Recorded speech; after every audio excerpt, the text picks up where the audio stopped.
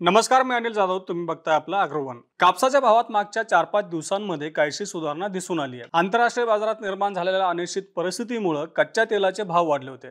त्यामुळे मानवनिर्मित कापड म्हणजेच पॉलिस्टर आणि इतर प्रकारच्या कापडाचे भाव वाढले होते. याचा आधार आपल्या कापसाच्या भावाला मिळाला. आंतरराष्ट्रीय बाजारात कापसाचे वायदे गेल्या 1.5 महिन्याच्या उच्चांकी पातळीवर पोहोचले होते. तर देशात देखील बहुतांशी बाजारांमध्ये कापसाचे भाव 50 ते 100 रुपयांनी वाढले. दुसरीकडे मात्र सीसीआयच्या कापूस विक्रीचे भाव 500 रुपयांनी कमी झाले होते. देशात सध्या कापसाचा सगळ्यात मोठा स्टॉकिस्ट सीसीआय आहे. सीसीआयकडे अजूनही 65 लाख गाठींच्या दरम्यान कापसाचा स्टॉक असल्याचं सीसीआयचं म्हणणं आहे. जागतिक बाजारात सध्या अनेक ठिकाणी अनिश्चित परिस्थिती निर्माण झाली आहे. इराण आणि इस्रायल यांच्यामधलं युद्ध असेल किंवा इतर अनेक देशांमध्ये सुरू असलेली अनिश्चित परिस्थिती असेल, याचा फायदा झाला तो म्हणजे कच्च्या तेलाच्या किमतीला. कच्च्या तेलाच्या किमती वाढल्या होत्या, त्यामुळे साहजिकच मानवनिर्मित जे कापड आहे, पॉलिस्टर आहे किंवा इतर प्रकारचं मानवनिर्मित कापड आहे, त्याचे दर वाढले होते. आता मानवनिर्मित कापडाचे दर वाढल्यामुळे साहजिकच कापसापासून निर्मित होणाऱ्या कापडाचे देखील दर वाढले आणि याचा आधार कापसाच्या भावाला दिसून आला. जसं इस्रायल आणि इराणचं युद्ध सुरू झालं तसं कच्च्या तेलाच्या किमती वाढल्या होत्या आणि त्यामुळे कापसाच्या दरात देखील सुधारणा दिसून आली. आंतरराष्ट्रीय बाजारात म्हणजे सीबॉटवर कापसाचे वायदे जे 62 आणि 64 सेंट प्रति पाऊंडच्या दरम्यान दिसत होते, ते आज 68 सेंट प्रति पाऊंडच्या पुढे गेले होते. देशात देखील याचा परिणाम दिसून आला. देशात अनेक बाजारांमध्ये कापसाचे भाव 50 ते 100 रुपयांनी वाढले होते. देशात आज कापसाचा भाव 7,200 ते 7,500 रुपयांच्या दरम्यान होता.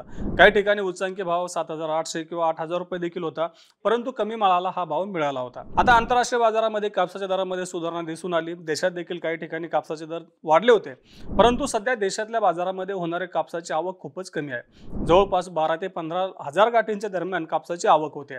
सीसीआय देशातला सगळ्यात मोठा कापसाचा स्टॉकिस्ट आहे. सीसीआयकडे जवळपास 65 लाख गाठींच्या दरम्यान कापूस असल्याचं सीसीआयचं म्हणणं आहे.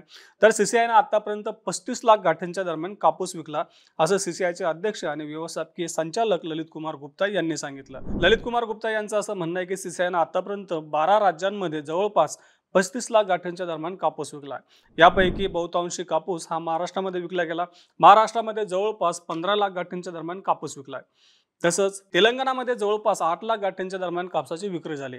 तर गुजरातमध्ये 5 लाख गाठी कापूस विकला. मध्य प्रदेशामध्ये देखील जवळपास 2 लाख गाठी आणि इतर राज्यांमध्ये 2.5 लाख गाठींच्या दरम्यान सीसीआयनं कापूस विकला. असा एकूण जवळपास 35 लाख गाठी कापसाची विक्री सीसीआयनं केली आहे. सीसीआयने यंदा देशातल्या जवळपास 100 लाख गाठींची खरेदी केली होती. देशात यंदा जवळपास 301 लाख गाठी कापूस उत्पादनाचा अंदाज आहे. मे महिन्याच्या अंदाजात कॉटन कॉर्पोरेशन ऑफ इंडियानं आपल्या कापूस उत्पादनाच्या अंदाज म्हणजे 291 लाख गाठींवरून 301 गाठींपर्यंत वाढ केली होती. म्हणजेच काय तर सीसीआयने देशातल्या एकूण उत्पादनापैकी जवळपास 33% उत्पादन खरेदी केलं होतं. म्हणजे सीसीआयनं एकूण उत्पादनापैकी 100 लाख गाठींची खरेदी केली होती. या खरेदीमध्ये सर्वाधिक खरेदी झाली होती ती तेलंगणात. तेलंगणामध्ये आश्चर्यकारकरित्या जवळपास 40 लाख गाठींची खरेदी सीसीआयने केली. त्यानंतर महाराष्ट्रात 29 लाख गाठींची खरेदी झाली. गुजरातमध्ये जवळपास 14 लाख गाठी, मध्य प्रदेश आणि आंध्र प्रदेशात प्रत्येकी 5 लाख गाठींची खरेदी झाली होती आणि इतरही राज्यांमध्ये खरेदी करण्यात आली होती. त्याचं महत्त्वाचं कारण असं की यंदा देशातल्या बाजारामध्ये कापसाचे भाव हमी भावापेक्षा कमी होते. त्यामुळं शेतकऱ्यांनी सीसीआयला हमी भावानं जास्तीत जास्त कापूस दिला. सीसीआयची खरेदी सुरू असताना अनेक शेतकऱ्यांचा ओढा सीसीआयकडे होता. सीसीआयची खरेदी बंद झाल्यानंतर देखील बाजारामध्ये कापसाची आवक कमी कमीच होत गेली होती, कारण सीसीआय जोपर्यंत बाजारात होता तोपर्यंत बहुतांशी कापूस येऊन गेला होता. आता सीसीआय सध्या ही देशातला सगळ्यात मोठा कापसाचा स्टॉकिस्ट आहे, कारण जवळपास 65 लाख गाठी कापूस हा सीसीआयकडे आहे. त्यामुळे यापुढच्या काळात देखील सीसीआयच्या कापूस विक्री कशी होती, कापूस विक्रीचे दर कसे राहतात, याचा बाजारावरती परिणाम दिसून येणार आहे. एकीकडे आंतरराष्ट्रीय बाजारामध्ये सध्या घडत असलेल्या घडामोडीमुळे कापसाच्या वायद्यांमध्ये सुधारणा दिसून आली होती. देशात देखील दरामध्ये सुधारणा दिसून आली होती. मात्र दुसरीकडे सीसीआयचे दर हे खंडीमागे 500 रुपयांनी कमी झाले होते. सीसीआयच्या कापूस खंडीचे दर नुकत्याच पार पडलेल्या लिलावामध्ये 53,500 ते 54,500 रुपयांच्या दरम्यान होते. कस्तुरी कापसाचे भाव 55,300 रुपये प्रति खंडीच्या दरम्यान होते. आता सीसीआय या पुढच्या काळामध्ये म्हणजे ऑफ सीझनमध्ये नेमकं कापूस विक्रीचे दर काय ठेवतं, यानुसार देशातला बाजार फिरत राहील असं अभ्यासकांचं म्हणणं आहे. आता सीसीआय नेमकं या पुढच्या टप्प्यामध्ये देखील कापूस कसं विकत राहतं, जागतिक बाजारामध्ये नेमका घडामोडी काय घडतात, याचा देखील दरावरती परिणाम होत राहील असं देखील अभ्यासकांचं म्हणणं आहे. थोडक्यात काय तर सध्या लागवडीच्या काळामध्ये देखील कापसाचा बाजारभाव आपल्याला हमी भावापेक्षा कमीच दिसून येतोय. देशात यंदा कापसाचं लागवड क्षेत्र स्थिर राहू शकतं असा अंदाज अभ्यासकांनी व्यक्त केलाय, उद्योगांनी व्यक्त केलाय. सरकारनं चालू हंगामासाठी म्हणजे 25-26 साठी कापसाच्या हमीभावामध्ये वाढ केली आहे. मध्यम लांब धाग्याच्या कापसाचा हमीभाव 7,710 रुपये तर लांब धाग्याच्या कापसाचा भाव 8,110 रुपये करण्यात आलाय.